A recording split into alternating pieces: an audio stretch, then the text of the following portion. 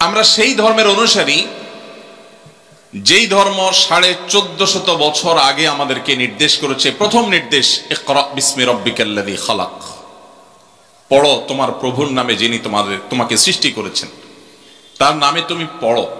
আল্লাহ সুবহানাহু ওয়া তাআলা গোটা কোরআন জুড়ে বহু আদেশ করেছেন, বহু নিষেধ করেছেন, বহু দৃষ্টান্ত উপস্থাপন করেছেন, বহু ইতিহাস পর্যালোচনা করেছেন।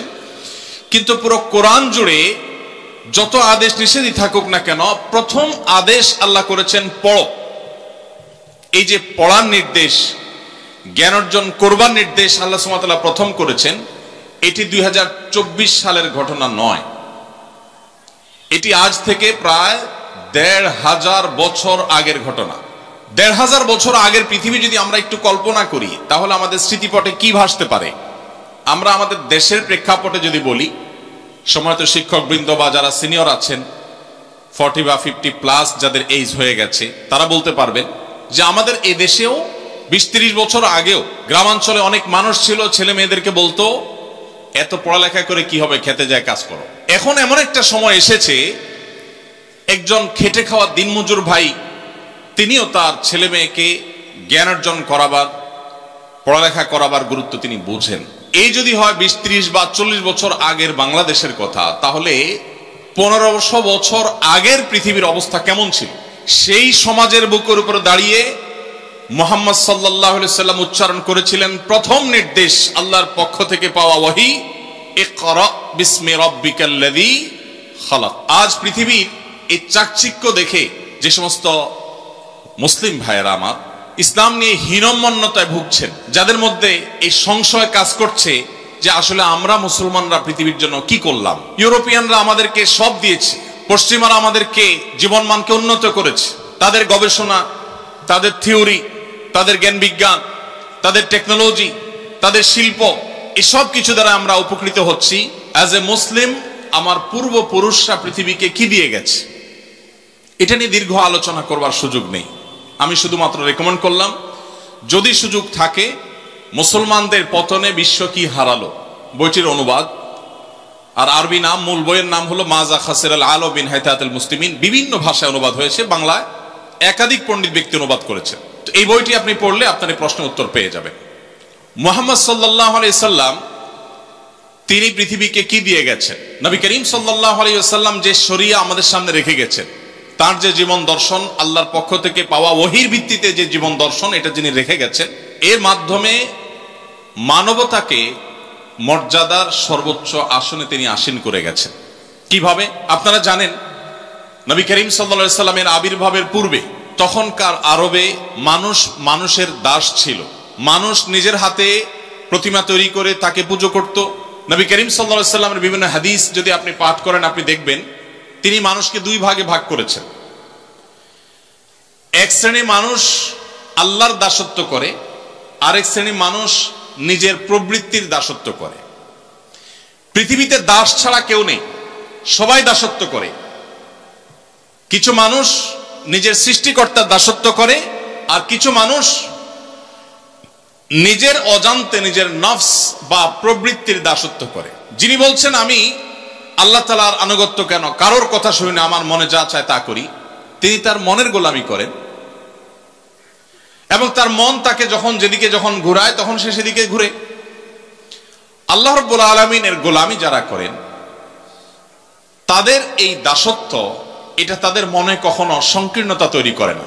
সাধারণত দাসত্ব তো অনেক বড় কথা, কেউ কারোর অধীনে থাকতে মানুষ খুব বেশি স্বাচ্ছন্দ্য বোধ করে না। সৃষ্টিগতভাবে মানুষ চায় যে নিজের মতো চলতে, কারোর খবরদারি, কারোর কর্তৃত্বের অধীনে থাকা মানুষের কাছে কখনোই ভালো লাগে না। কিন্তু আল্লাহ রাব্বুল আলামিনের দাসত্ব, এটা যদি কেউ প্রকৃত অর্থে অবলম্বন করে থাকে, এটার এক্সারসাইজ যদি কেউ করে, এটার চর্চা যদি কেউ করে, তাহলে এই লোক আল্লাহর দাসত্ব করেও মানসিক যে প্রশান্তি এবং সুখ অনুভব করে, পৃথিবীর তথাকথিত মুক্তমনা, কোন ধর্মের অনুসরণ ছাড়া, সৃষ্টিকর্তার বিশ্বাস থেকে মুক্ত থেকে পৃথিবীতে মানুষ কখনো এতটা মানসিক সুখ বা শান্তি পেতে পারে না। আপনি নিজে আল্লাহ রাব্বুল আলামিনের দাসত্ব যদি কিছু কাল করে দেখেন, ফার্সি ভাষায় একজন কবি বলেছেন, সালেহাতু সাঙ্গেবু দিদিল খারাস আজমুদে এক জামানা খাকে বাস। বহুকাল তো আপনি পাথর হয়েছিলেন, মনে যা চেয়েছে তা করে বহুকাল বেরিয়েছে, কিছু কালের জন্য পরীক্ষা করে হলেও একটু মাটি হয়ে দেখুন, আল্লাহ সুবহানাহু ওয়া তাআলার গোলামি এবং দাসত্বকে অবলম্বন করে দেখুন। আল্লাহর শপথ করে বলছি, আপনি আল্লাহর সামনে আপনার মাথাকে যখন অবনত করে আপনি তাসবিহ নিবেদন করবেন, আল্লাহর পবিত্রতা জ্ঞাপন করবেন, আপনার যে কোনো বিপদে যে কোনো কষ্টে যখন দুহাত তুলে চোখের পানি ছেড়ে দিয়ে আল্লাহর কাছে আপনার মনের কথাগুলো তুলে ধরবেন, আপনি হালকা অনুভব করবেন।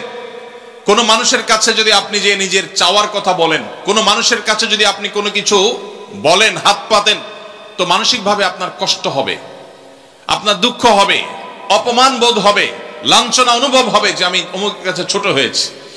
কিন্তু আপনি আপনার সৃষ্টিকর্তাকে যদি কখনো সেজদা নিবেদন করে থাকেন, আপনি যদি কখনো আল্লাহর শানে সেজদা দিয়ে তার পবিত্রতা জ্ঞাপন করেন, পুরো অস্তিত্বকে যদি আপনি বিলীন করে দিয়ে থাকেন, আপনার এই জীবনে সবচেয়ে সুখে কাটা মুহূর্তগুলোর মধ্যে একটি অনুভব করবেন সেই পবিত্র সিজদাকে। ভাইরা আমার, এখানে অলৌকিক, অদৃশ্য এবং অবর্ণনীয় এক সুখ আল্লাহ সুবহানাহু ওয়া তাআলা রেখেছেন শুধু আল্লাহর গোলামি এবং দাসত্বের মধ্যে, যেটা মানুষ খেয়াল খুশি মতো চলে তার জীবনে কখনো অর্জন করতে পারে না। পৃথিবীর যে সমস্ত দেশে বা যে সমস্ত অঞ্চলের মানুষ নিজেদেরকে অনেক বেশি স্বাধীন মনে করে, আল্লাহ সুবহানাহু ওয়া তাআলার দাসত্বের শৃঙ্খল থেকে যারা তাদেরকে মুক্ত মনে করেন, সেই মানুষগুলোর এনভায়রনমেন্ট, তাদের পরিবেশ, তাদের প্রকৃতি আমাদের চাইতে অনেক সুন্দর। আপনারা যারা গিয়েছেন তারা বলতে পারবেন। ইউরোপের সে সমস্ত দেশগুলো মনে হবে ছবির মতো, গোটা দেশ লেক আর রং বেরঙের গাছে পরিপূর্ণ, মনে হবে যে সেই জান্নাতের যে বিবরণ শুনেছি দুনিয়াতে তার একটা নমুনা, যেন এত চমৎকার প্রকৃতি। অর্থনৈতিকভাবে সে রাষ্ট্র, সে সমাজ এতটা বলিষ্ঠ যে তাদের অভাব বলতে কিছু নেই। তাদের অবকাঠামো এত সুন্দর, এত চমৎকার যে কোনো রাস্তাঘাট, কোনো কালভার্ট, কোনো বিল্ডিং, কোনো স্থাপনা, কোনো জায়গায় আপনি ত্রুটি খুঁজে পাবেন না, খুঁত খুঁজে পাবেন না। যেদিকে চোখ যাবে শুধু নিখুঁত আর নিখুঁত দেখতে পাবেন। এত ডিসিপ্লিন, এত শৃঙ্খলা, মুগ্ধ হওয়ার মতো সব কিছু সেখানে আছে। এবং প্রতি বছর একবার করে বিশ্বের সুখী দেশের তালিকা হয়, সে তালিকায় তারা শীর্ষে থাকে। 1, 2, 3, 4, 5, 6 সব তাদের দখলে থাকে, সবচেয়ে সুখী দেশ।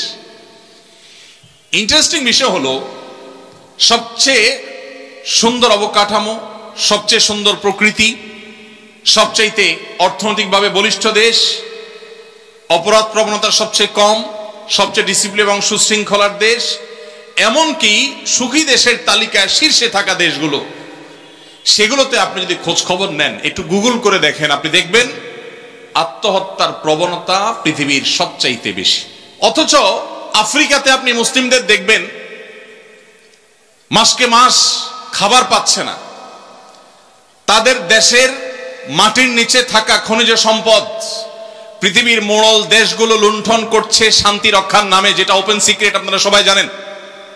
শান্তি রক্ষার নামে ওই আফ্রিকার গরিব মুসলিম দেশগুলোর খনিজ সম্পদগুলো লুট করছে পৃথিবীর মোড়লরা, যারা আমাদেরকে সকাল বিকাল মানবতার জিকির আর ফিকির শোনায়, সবক শোনায়, যাদের দেখে আমরা মুগ্ধ হই, যাদের দেখে আমরা অবাক হই, তাদের মতো হওয়ার জন্য আমরা লালায়িত থাকি।